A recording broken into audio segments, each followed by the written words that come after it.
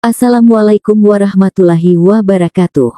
Selamat datang di channel As by Story. Jangan lupa like, komen dan subscribe serta aktifkan lonceng notifikasi agar tidak ketinggalan cerita menarik lainnya. Sekarang mari kita mulai ceritanya. Nadira membaca nama yang tertulis di batu nisan besar itu, yaitu nama ibunya. Dira berbinar, benarkah suaminya yang melakukannya? Suaminya merawat makam ibu Nadira hingga secantik ini. Terlihat makam ibu Dira lebih menonjol dibanding makam lainnya, hingga cukup mudah dicari. Assalamualaikum ibu, panggil Dira lembut. Nadira mengelus nisan keramik ibunya. Ibu, lihat makam ibu sangat cantik. Hanan terpaku, ia tidak tahu Nadira sebahagia ini melihat makam ibu mertuanya yang ia rawat setiap minggu. Ibu, Dira kesini mau jenguk ibu. Dira udah 2 bulan gak kesini, ibu kangen Dira gak? Dira kangen banget sama ibu bahagia kan di sana. Dira udah nikah bu, bahkan suami Dira yang udah buat makam ibu sampai secantik ini tanpa sepengetahuan Dira. Namanya Mas Fandi bu. Dira belum melihat wajahnya tapi Dira yakin pasti suami Dira orang baik. Dia kerja di Jakarta loh bu. Jadi ibu jangan khawatir lagi ya, Dira udah ada yang jagain kok di Jakarta. Dira memperkenalkan suaminya kepada ibunya yang bahkan dirinya saja belum tahu bentuk dan rupa suaminya.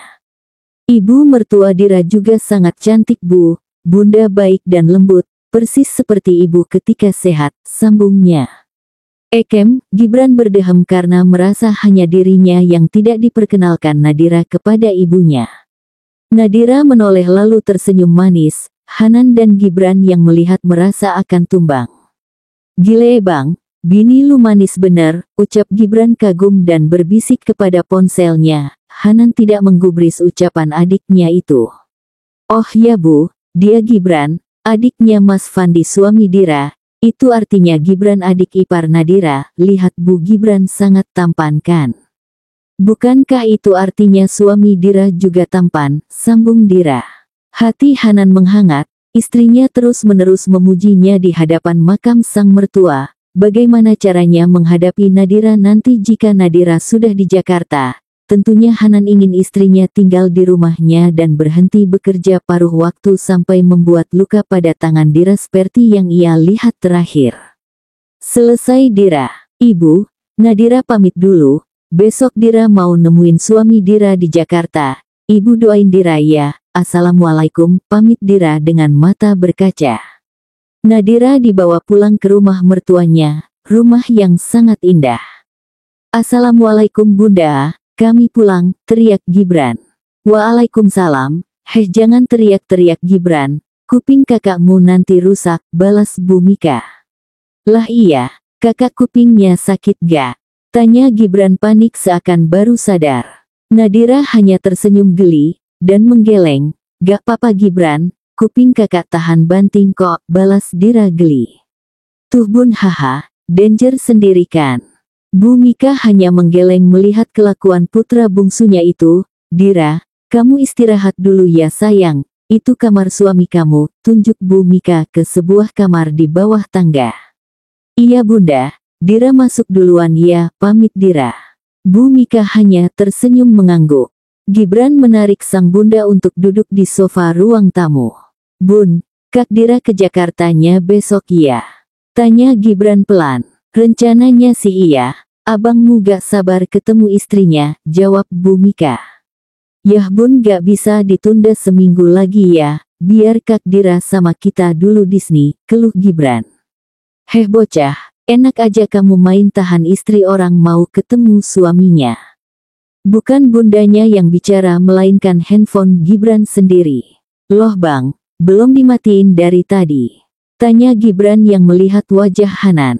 Menurutmu? Tanya Hanan sarkas. Bu Mika tersenyum mendengar suara Hanan yang terdengar kesal.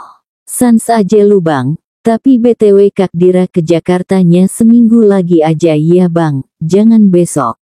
Enggak, kalau gitu 5 hari lagi. Enggak, 2 hari lagi deh. Lusa ya bang, lusa ya please, mohon Gabriel. Enggak, sekali abang bilang enggak ya tetep enggak. Nadira harus ke Jakarta besok, langsung antar dia ke rumah abang, tegas Hanan. Dih, gak asik bener nih orang, sebal Gibran. Tiba-tiba muncul ide jahil Gibran, ia tertawa sebentar kemudian menghadap sang bunda. Bun, Bu Mika menatap Gibran. Gibran juga mau nikah, ucap Gibran tiba-tiba. Bu Mika mengerutkan keningnya, begitu juga Hanan. Tapi nikahnya sama Nadira ya bun, dia kan belum tahu apa-apa tentang Bang Hanan. Lagian nama belakang Gibran kan Ivandi juga bisalah nanti kita atur. Gibrann.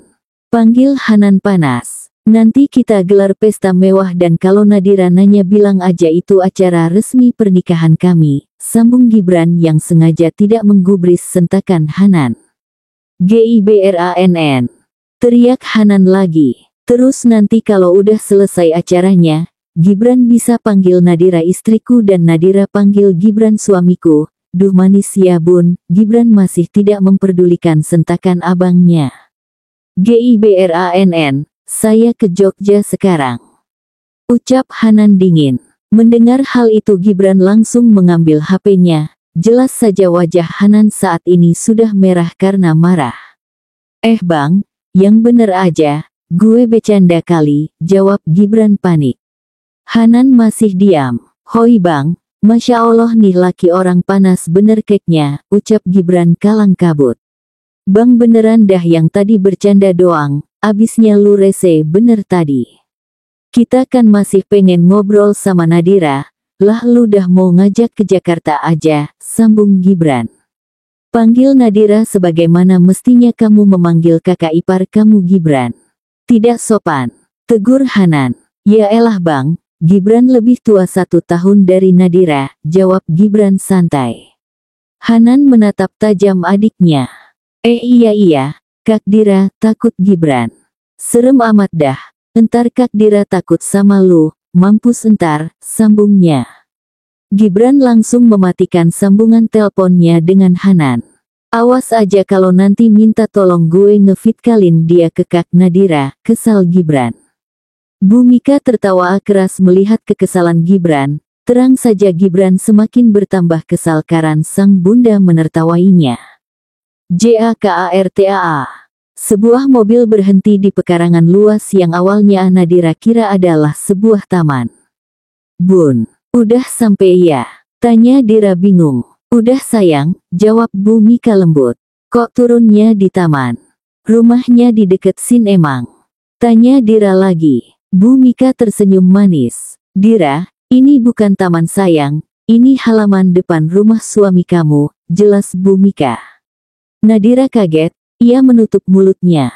Halaman depan. Kenapa seluas taman? Apa suaminya orang kaya? Ayo masuk, ajak Bu Mika. Bun kita gak salah rumah gak mungkin ini rumah suami Dira. Tanya Aisyah lemah ia hanya takut menghadapi kenyataan bahwa benar ini rumah suaminya. Gak kok kak, ini bener rumahnya si abang, jawab Gibran. Tapi ini terlalu bes, ucapan Dira terpotong karena keburu ditarik mertuanya. Gibran tersenyum jahat saat ingat bagaimana wajah abangnya, ia benar-benar tidak mengangkat telepon ataupun video call Hanan. Gibran mengirim pesan WhatsApp kepada Hanan. Istri abang lucu dan gemesin banget hari ini, nyeselkan gak bisa lihat haha. Pesan itu ia kirim ke Hanan. Di sisi lain Hanan hanya mondar-mandir di ruangannya berpikir apa istrinya sudah sampai. Benar saja Gibran tidak mengangkat sama sekali teleponnya. Tiba-tiba handphone Hanan bergetar. Ternyata pesan masuk dari Gibran. Istri abang lucu dan gemesin banget hari ini, nyeselkan gak bisa lihat haha. Hanan mendengus, ais anak ini. Hari ini Hanan sangat kesal sekaligus khawatir ia bahkan mengosongkan semua kelas yang ada jadwal mata kuliahnya hari ini. Rumah Hanan. Dira duduk kaku di sofa ruang tamu. Kak, pinggang kakak gak pegel. Dari tadi duduknya kayak gitu, Gibran yang lihat aja pegel sendiri, tanya Gibran. Gak kok, Dira kamu mau istirahat atau mandi dulu gitu, tanya Bu Mika. Boleh bun. Kamar mandinya di mana? Jawab Dira kikuk. Di sana kamar kalian dan ada kamar mandinya juga di dalam. Kamu bisa mandi di sana sayang. Baju-baju kamu udah disiapin Sumi kamu di lemari, jawab Bu Mika lembut. Dira mengangguk dan berjalan ke arah kamar. Sangat luas, wangi parfum laki-laki yang ia yakini adalah parfum suaminya adalah kesan pertama Nadira saat masuk ke kamar suaminya. Nadira berniat mandi dan masuk kamar mandi. Dilihatnya alat mandi wanita sudah lengkap dan siap untuk dipakai. Suaminya telah mempersiapkan semua hal dengan sempurna. Hati Dira menghangat, buliran bening jatuh ke pipi Nadira. Ia bersyukur atas apa yang ia lihat sampai saat ini. Nadira pun bergegas mandi dan berganti baju karena tidak mau membuat mertua dan adik iparnya menunggu terlalu lama. Awalnya Nadira terpaku melihat isi lemari. Berbagai macam warna dan model hijab tersusun dengan sangat rapi serta baju-baju dengan warna nude tergantung indah. Loh Bunda mau kemana? Kok udah rapi banget? Tanya Dira saat keluar kamar. Bunda sama Gibran mau langsung pulang ke Jogja sayang. Kami cuma nganter kamu aja, jawab Bu Mika lembut. Bunda nginep aja, istirahat dulu loh Bun ya Allah nanti pinggangnya sakit gimana? Khawatir Dira yang memegang tangan mertuanya. Tenang aja sayang, Bunda pulangnya naik pesawat kok. Terus mobilnya? Tanya Dira bingung. Ya mobilnya ditinggal, itu kan mobil suami kamu sayang, jawab Bu Mika sembari mengepus gadis cantik di depannya ini. Bunda, terus Dira gimana? Sendirian di rumah ini? Tanya Dira memelas. Nanti suami kamu pulang, sekarang dia masih bekerja. Ya udah Bunda sama Gibra Dira antar sampai ke bandara ya, tawar Dira. Gak apa-apa, gak usah Kak, kita udah pesen taksi kok, balas Gibran. Dira mengangguk pasrah. Gibran jangan jauh-jauh dari Bunda ya, ingat Dira kepada Gibran. Iya Kak, siap jawab Gibran semangat. Ya udah sayang, Bunda sama Gibran pergi ya nanti ketinggalan pesawat. Bunda hati-hati ya. Gibran juga, jawab Nadira lesu. Bu Mika mengangguk. Assalamualaikum, ucap keduanya. Waalaikumsalam. Sudah pukul 20 tapi tidak ada tanda-tanda seseorang akan pulang. Nadira duduk di ruang tamu menunggu seseorang yang mungkin suaminya pulang bekerja. Jujur saja Dira sedikit gugup sekarang, tapi Nadira tahu istri yang baik harus menyambut suaminya pulang. Dira bahkan sudah masak makan malam, jaga-jaga seandainya suaminya belum makan. Nadira sangat ingin mengirim pesan kepada suaminya, tapi jangankan nomornya, ponsel saja Nadira tidak punya. Di sisi lain Hanan masih saja di ruangannya, kampus bahkan sudah tutup 3 jam lalu. Hanan hanya menatap ponselnya yang menampilkan seorang wanita berhijab tengah mondar-mandir di ruang tamu dekat pintu. Yaitu Dira, istri Hanan. Kenapa dia belum tidur? Malah mondar-mandir di dekat pintu, heran Hanan. Apa dia menunggu saya? Apa dia gelisah seperti itu karena mengkhawatirkan saya, batin Hanan. Hanan masih belum siap atas reaksi Nadira tentang dirinya yang sebagai dosen Dira di kampus telah berubah menjadi suami. Ia takut Dira akan terkejut dan tidak menerima kehadirannya. Karena itu Hanan hanya akan pulang kalau Nadira sudah tidur dan pergi sebelum Dira bangun. Nadira tertidur di sofa ruang tamu saat ia menunggu sang suami pulang. Sudah 4 jam ia menunggu dia perasaan was-was dan khawatir. Namun tubuh Dira cukup lelah karena perjalanan yang ia tempuh bersama mertua dan adik iparnya. Seseorang membuka pintu dan menatap sayang Dira yang tertidur. Seharusnya kamu tidak usah menunggu saya. Kamu harus tidur dan beristirahat, kamu baru pulih dan dari melakukan perjalanan, ucap Hanan sembari menatap wajah istrinya. Hanan mengangkat tubuh Nadira menuju kamar mereka. Hana sengaja mematikan lampu kamar mereka untuk berjaga-jaga jika Nadira bangun maka tidak akan langsung mengenalinya. Dipeluknya tubuh Nadira dari belakang, Hanan memang belum pernah menunjukkan atau mengatakan perasaannya pada Nadira. Tapi Hanan tahu, dirinya sangat mencintai gadis ini, dan setelah memperistri Nadira, perasaan Hanan semakin menjadi. Nadira merasa perut dan pinggangnya berat seperti tertimpa sesuatu, Dira membuka matanya dan berteriak kaget saat sadar dirinya tengah dipeluk seseorang dari belakang. Astagfirullah, siapakah AMU? Teriak Dira yang memberontak hendak melepaskan pelukan itu, namun tenaganya kalah kuat dengan tangan kokoh yang masih melingkar di pinggangnya. Tenanglah, ini saya suami kamu, jawab Hanan pelan dan masih memeluk Nadira. Mendengar itu Nadira memberhentikan usahanya dalam melepaskan pelukan tersebut. Memadot Mas Fandi? Tanya Dira gugup. Nadira memberanikan diri untuk memutar tubuhnya menghadap sang suami. Mas sudah pulang. Maaf tadi Dira ketiduran. Sekarang jam berapa? Petik 2. Nadira tidak bisa melihat wajah suaminya karena gelap. Jam 1, jawab Hanan singkat. Nadira diam. Itu artinya sekarang tengah malam.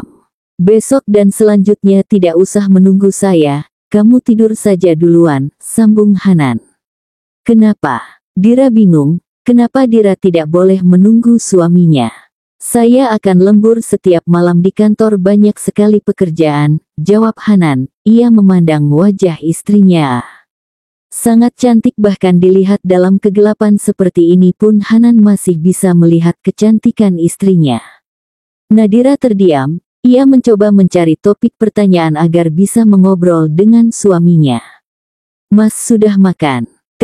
Tadi Dira masak, takutnya Mas belum makan karena sibuk kerja, tanya Dira lagi. Belum, tapi nanti saya makan. Biar Dira temani Mas. Dira panasin dulu sayurnya ya, ucap Dira yang ingin bangun, tapi Hanan malah memeluk Dira dengan erat.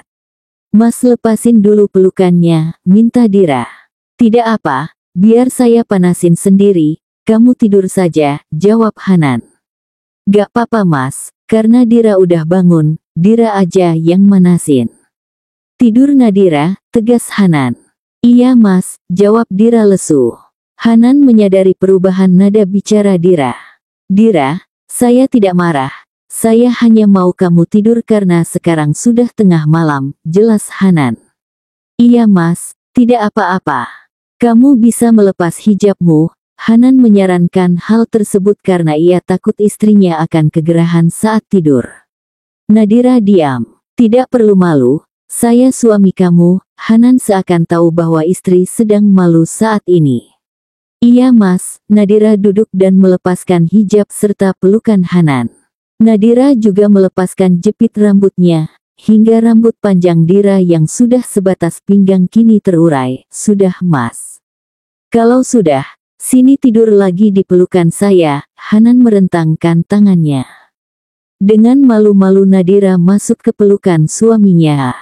Tak berselang lama keduanya tertidur, Hanan bahkan tidak mengganti bajunya. Pukul 5.30 Nadira terbangun, yah Nadira sedang datang bulan sekarang, karena itu ia tidak bangun subuh, suaminya sudah tidak ada di kamar. Nadira berjalan menuju dapur, ia melihat makanan yang Dira masak semalam sudah terhidang dan berkurang menandakan bahwa suaminya sudah memakannya. Mata Nadira terpaut pada kertas kecil yang tertempel di meja makan. Nadira, maaf, saya ada panggilan dari kantor karena itu saya berangkat tanpa pamit sama kamu. Saya sudah makan masakan kamu semalam, sangat enak. Kamu juga jangan lupa sarapan, itu sudah saya panaskan. Dan ya ada ponsel di kamar samping kasur, pakai itu dan simpan nomor saya 08*********67. Nadira tersenyum sekaligus merasa bersalah. Walaupun ia belum melihat wajah suaminya, setidaknya Nadira merasa suaminya adalah orang yang hangat. Tapi Nadira merasa bersalah karena tidak mengurus suaminya saat akan pergi bekerja. Saat ini Nadira sudah mandi dan rapi dengan gamis dan hijab yang berwarna senada. Hari ini Nadira berniat ke kampus untuk mengurus perkuliahannya yang sempat tertunda selama 2 bulan. Nadira mengirim pesan kepada Hanan untuk minta izin. Nadira tersenyum melihat nama kontak yang ia tulis.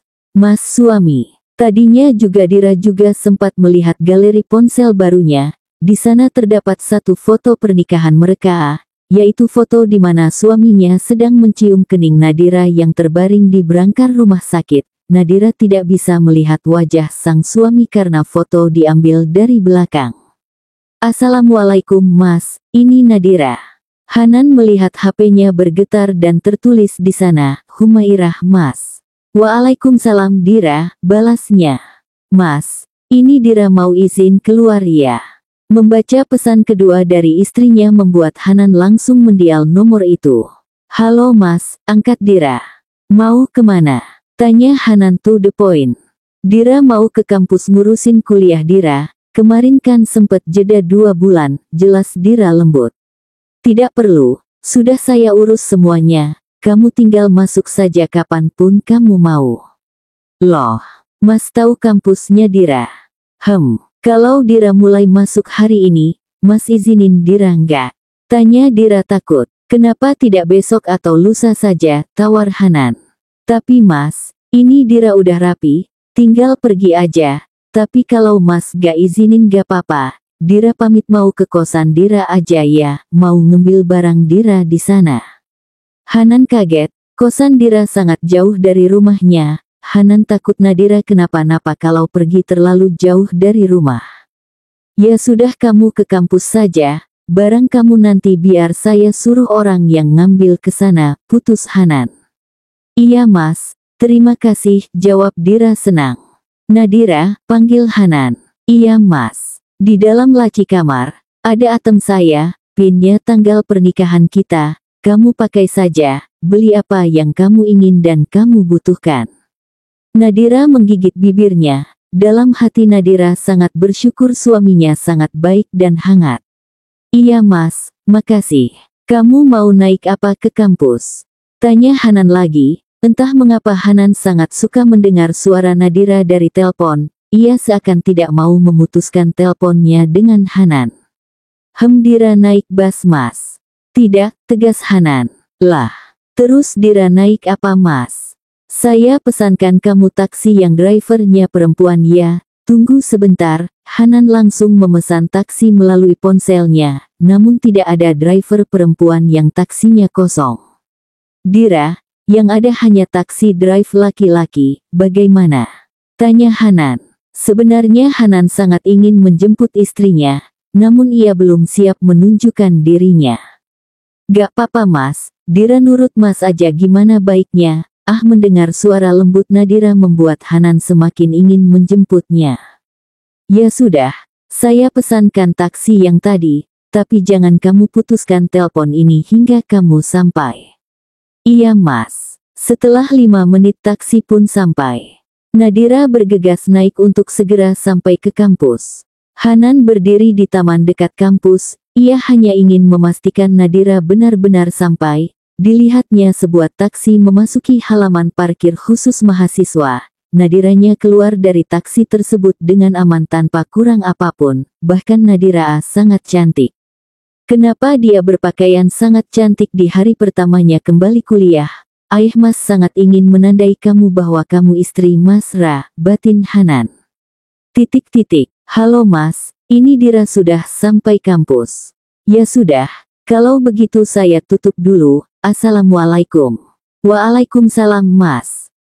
Nadira saat ini sedang berada di ruang rektor kampus. Begini Pak, maaf mengganggu waktu Bapak, saya kesini hendak mengurus absen perkuliahan saya yang kemarin mungkin alfa selama 2 bulan, ucap Dira.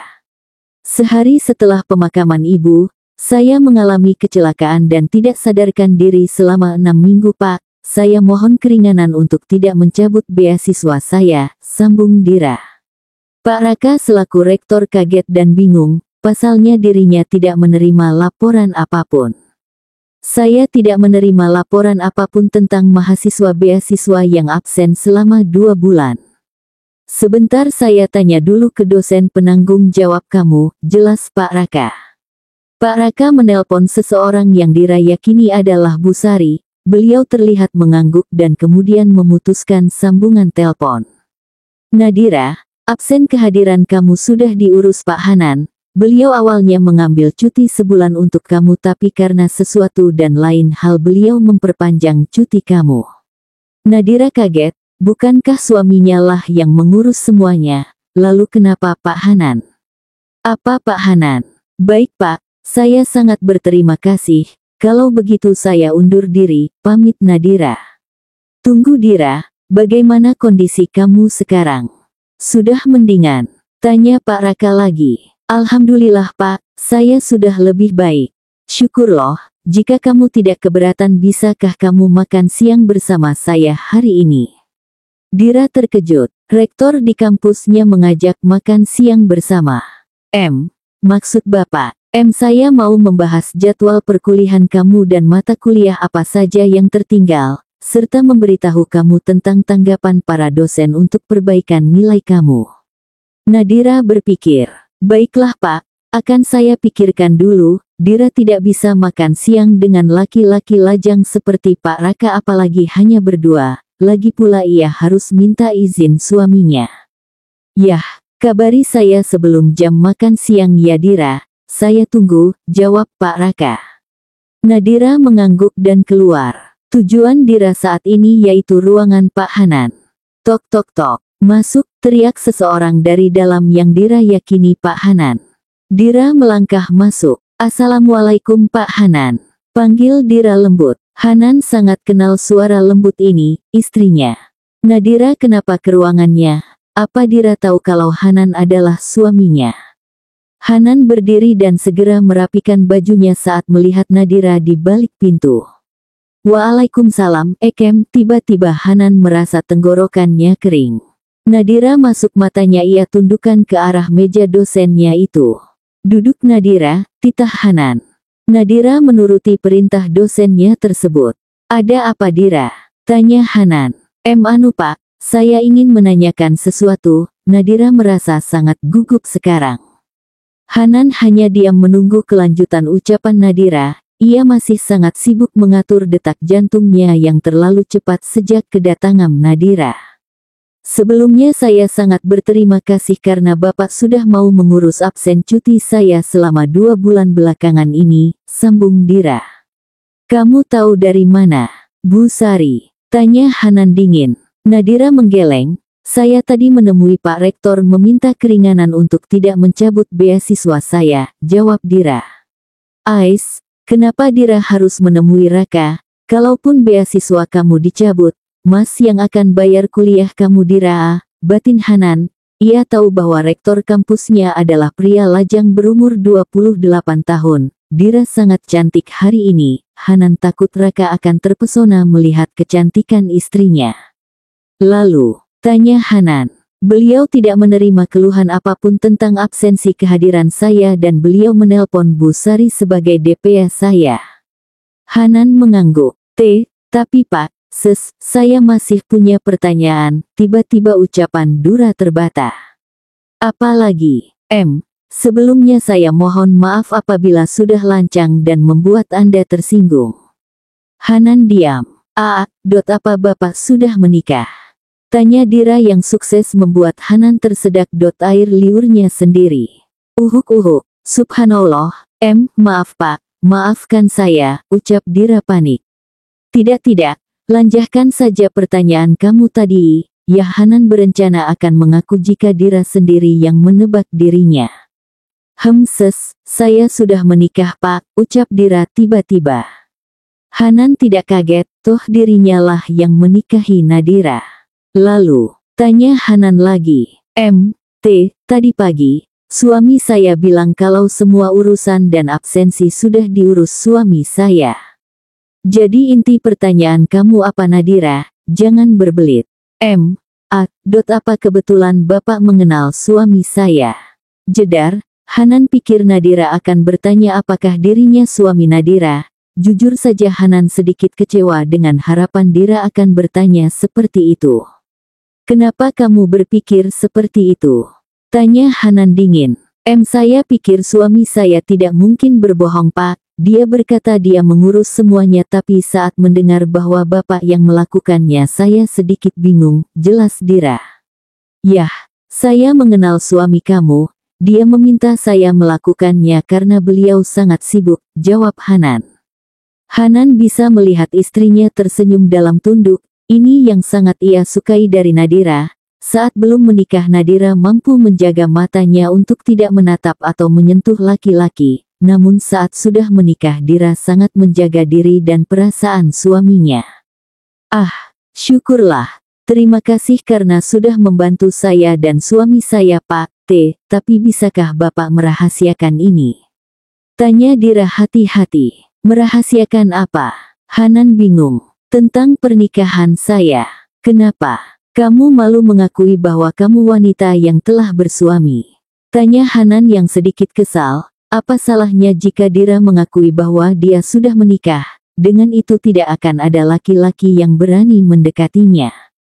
Saya sudah semester akhir dan dalam waktu penyusunan skripsi Pak, saya akan menjadi istri dari suami saya di rumah.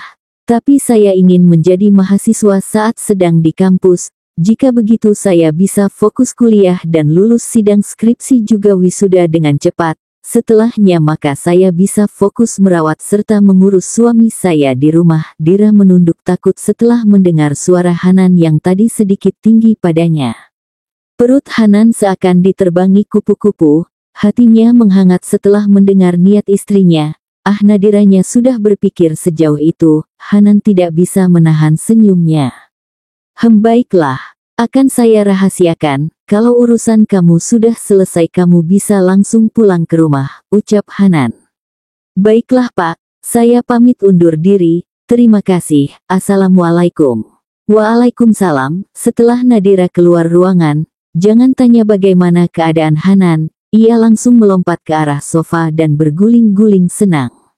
Terima kasih ya Allah, rencanamu sangat luar biasa. Jika tidak karena kecelakaan itu mungkin Nadira sudah dilamar pria lain dan hamba akan menyesal seumur hidup karena telah menunda niat hamba untuk melamarnya. Terima kasih atas apa yang sudah hamba terima selama ini. Sungguh Nadira adalah hadiah terbaik yang pernah hamba terima sejauh ini. Hanan membatin bersyukur. Tiba-tiba ponsel Hanan bergetar, menandakan ada pesan masuk, pesan dari kontak yang bernama Humairah Mas. Assalamualaikum Mas. Waalaikumsalam. Ada apa Dira? Jika urusan kamu di kampus sudah selesai langsung pulang. Alhamdulillah semuanya selesai Mas, tapi Dira mau izin lagi Mas. Hanan membaca pesan terakhir Dira, mau kemana lagi sih? Udah tahu baru sembuh juga, batin Hanan. Ia mendial nomor itu dan menelponnya. Halo Mas, mau izin kemana lagi Nadira? Ini sudah siang kamu harus istirahat, tanya Hanan resah sendiri. Dira mendengar nada bicara suaminya berubah. Tidak boleh ya Mas, ya sudah Dira pulang sekarang. Hanan menyadari nada bicaranya tadi bisa membuat Dira takut padanya. Kamu mau kemana? Hanan melembutkan nada bicara. Tidak apa-apa Mas, Mas tidak akan mengizinkan, jawab Dira. Suara Dira terdengar lesu. Apa Dira marah padanya? Kamu marah sama saya? Kenapa ngomong begitu? Selagi itu hal positif insyaallah saya bisa mengizinkan, sesal Hanan. Tidak Mas, Dira tidak marah, jawab Dira cepat. Terus, kamu mau izin kemana tadi? Rektor di kampus Dira mau ngajak ngobrol di jam makan siang untuk ngebahas perkuliahan Dira yang tertinggal Mas, jelas Dira hati-hati. Wajah Hanan sudah merah padam mendengar jawaban Dira, inilah yang Hanan takutkan. Jika Nadira tidak mempublis status Dira yang sudah menikah, akan banyak laki-laki yang mendekati istrinya itu. Hanan tahu betul bahwa Raka menyukai Nadira, perkuliahan yang ingin dibahas hanya alasan Raka agar bisa makan siang bersama Nadiranya. Mas, panggil Dira lagi. Ya, terus kamu jawab apa? Hanan tersadar dari lamunannya. Dira jawab Dira pikirkan dulu, karena Dira harus izin sama Mas dulu. Hanan mengembuskan nafas kasar. Dira tidak akan pergi kalau Mas tidak mengizinkan. Maaf seharusnya Dira tidak perlu bertanya sama Mas dan langsung menolak saja, jawab Nadira penuh sesal. Dira, saya tidak bermaksud melarang kamu, tapi saya tidak bisa melihat kamu dengan laki-laki lain. Bisakah kamu konsultasikan perkuliahan kamu dengan dosen perempuan saja? Iya Mas, Dira ngerti, Dira temui Pak Rektor dulu ya Mas. Tidak usah Dira, kamu langsung pulang saja. Tapi Mas, pulang Nadira. Iya Mas, jawab Dira. Dira, kamu jangan takut beasiswa kamu dicabut. Saya akan bayar uang kuliah kamu penuh sampai kamu wisuda. Jelas Hanan lembut. Hanan tahu istrinya takut beasiswanya dicabut. Jangan Mas, Dira sudah banyak merepotkan Mas dan keluarga, balas Dira. Siapa yang kamu repotkan Nadira? Saya suami kamu, tegas Hanan. Dira hanya diam, tidak berani membalas suaminya. Kita bahas lagi nanti di rumah, kamu pulang dan istirahat. Iya Mas, Dira tutup dulu ya. Assalamualaikum. Waalaikumsalam, kabari saya kalau kamu sampai rumah. Bersambung.